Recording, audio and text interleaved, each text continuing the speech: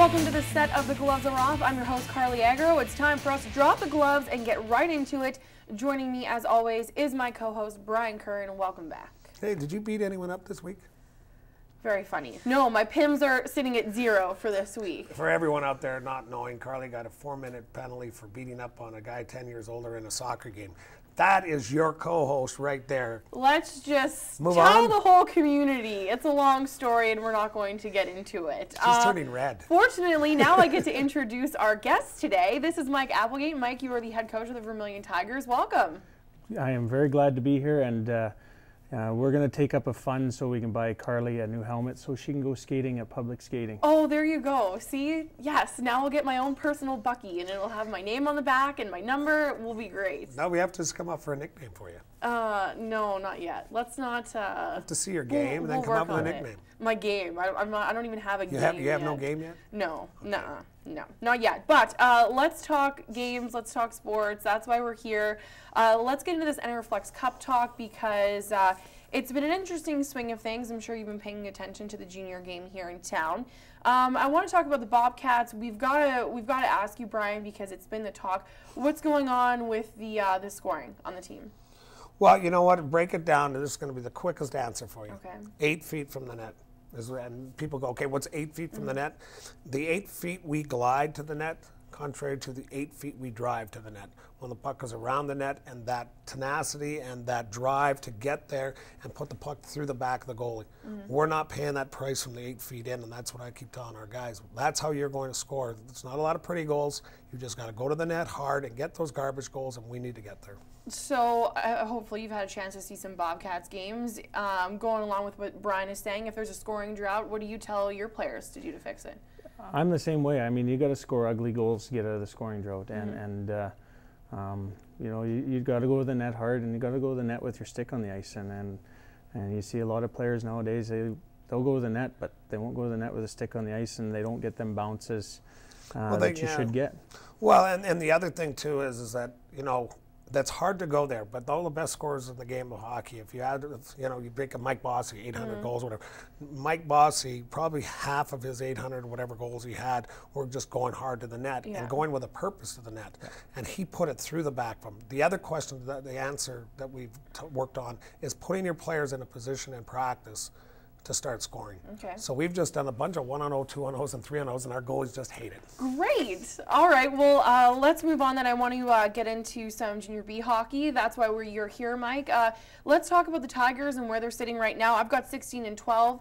What's the postseason going to look like for you guys? Oh, right now we're battling out 4th, 5th, 6th spot. You know, we could face anywhere from Vegreville in the first round to Wainwright. You know, we got to play a lot better as a team. It's a team game. We need better efforts out of certain individuals. But you know what? Ultimately, it's a team game, and we have to play a lot better if we hope to make a run to the league finals this year.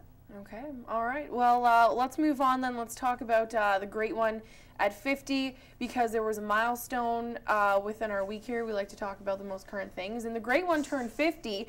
My question is, I was really struck by one of the comments that Wayne made about what he wants to do next. Where would you two like to see the great one next? What role do you see him playing in the hockey world? You got to think about this one, Mike. Me this personally, is a tough one. I would just like to see Wayne kind of ride off into the sunset. You know what? He's done so many great things for the game. I think you can overstay your welcome, per se, and I think it's time. You know, Wayne's done a lot of great things for not only the National Hockey League, but for Canadian hockey. And, you know, he's set his tone, and he's got some good understudies there. We got Steve Yzerman coming up, you know. You think it's time for him to throw in the towel? Well, yeah, you know why? I'm going to agree with him, but for a little different reason. He was the best ambassador to the States. He's the one who brought the game to the United States. And LA, of all places, to get but hockey to fly. What he started there brought it to all the Anaheims and the Phoenixes, and that's all Wayne doing that. Paul Correa helped out. Yeah, Paul. Let's not forget Paul. But on the same token, you know what? At some stage in your life, I think it's time for Wayne to really enjoy the rest of his life. If he wants to be silent in some of the things he does, that's great. If he still loves the game of hockey, be around it. But I think it's unfortunately, he's not going to coach in the National Hockey League again. Okay. I don't believe that's going to happen. But that being said, he also has had an incredible #1 person in the way the game is today. He's the one responsible for it. So congratulations. Move right off into that sunset. Enjoy the rest of your life with your family. All right, let's talk about a guy who, well, the sun didn't really rise or set for him. We got to talk about this All-Star draft. We knew somebody was going to be picked last. We knew that that was going to happen. But I want to talk about Brian Burke's reaction to Kessel being picked last, because did you guys think it was out of line? I mean, really, was it necessary to even make the comments that he made? Did you hear the comments? Yeah, I did. And you know what? That's Brian Burke being Brian Burke. He's standing up for his player. I think myself or But the Brian, guy didn't need standing up for. Well, He was you know what, fine though? with it. You know what? He's standing up for his player, and I would do the same for mine.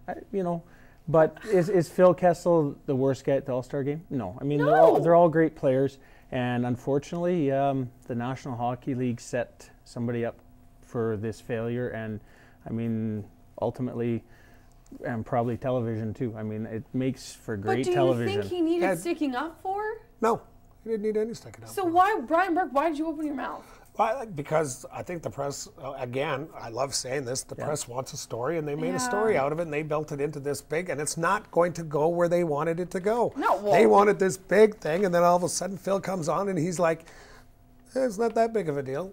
You know what? I'm one of the top 50 players in the world. I got voted onto the All-Star team. I'm a ballot. I'm cool. But you know what? Here's Brian sticking up, and you know what? You never know. I will tell you, I hate name dropping, but Brian Burke is a very good person. All right. He really is. All right, He must we're have over really time. felt it. Brian Burke, that's all you get from us today. Let's talk about the skills competition. We're going on to that one next. I'm sorry, but the skills competition was the best part of the entire weekend for me. Always is, though. Always is, I guess. But what was, I guess, your highlight moment from the skills competition? I love Timmy Thomas, doing the fastest skater. When he wiped being out? a former goaltender, yeah, absolutely. You know what? That just says it all. He got back up quick. Oh, absolutely. But he's a goalie. Yeah. Well, you should know about that. Smarty pants. Yeah. Smarty pants. That's my big insult for the day. Smarty pants. That and the hardest shot is always the best Yeah. for me. I mean, anytime being a former goaltender, anytime it involves goaltending, and then the hardest shot, I like to see who shoots the hardest. Yeah. That's- What was The your creativity, like the shootouts and stuff like that. The hardest shot, fastest skater. I love to see what speeds they're getting to now.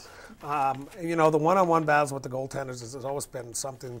These players come up with some. I'd love to see how creative they can be. And they were. The game disgrace, joke, didn't like it. It sucks, and they need to come up with something that we talked about earlier. I really do believe the players need to have one full day of interaction with the fans of the hockey world.